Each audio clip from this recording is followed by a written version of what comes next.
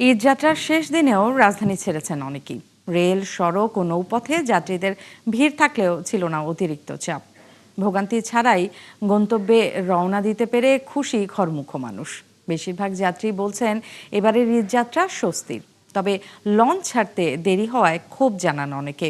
সব মিলিয়ে স্বস্তি, অপেক্ষা আর সামান্য অসন্তোষ নিয়েই বাড়ির পথে ছুটছে মানুষ। বিস্তারিত সিফাত ফারুকীর প্রতিবেদনে। গত কয়েকদিনের চেয়ে একেবারেই ভিন্ন চিত্র কমলাপুর রেল স্টেশনে।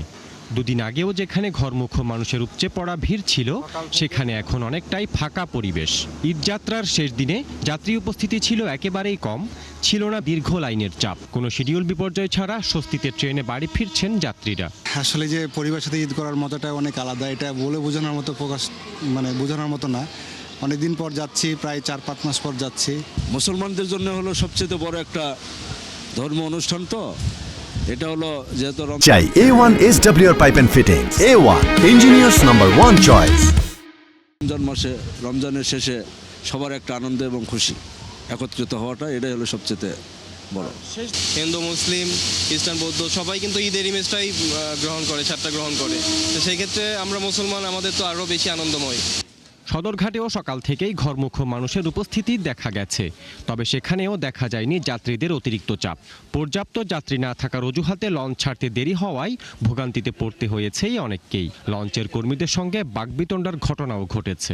আমি আইছি সকাল 6:20-এ, আইসা লঞ্চে নিচে জায়গা পাইনি, ছাদে পাইছি অন্য লঞ্চ ছাড়ে না। যাত্রী তো স্বাভাবিক দেখলাম ভরে গেছে, 2 তলা 3 তলা ছাদও ভরে গেছে। যাত্রী দেখে বুঝি সাইরে দেবো 8টার ভিতরে, তখন দেখি ছাড়তেছে না।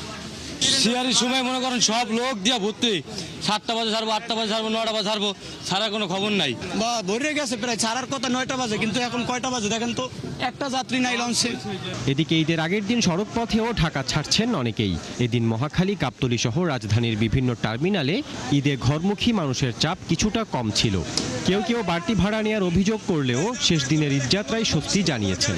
এবার ঠিক আছে, আগের ভাড়া ছিল ময়মনসিংহে 200 টাকা, আমি 800 টাকা টিকিট কেটে গেছি। এবার আলহামদুলিল্লাহ ঠিক আছে, ভাড়ার যেটা ন্যায্য ভাড়া এটাই পাইছি।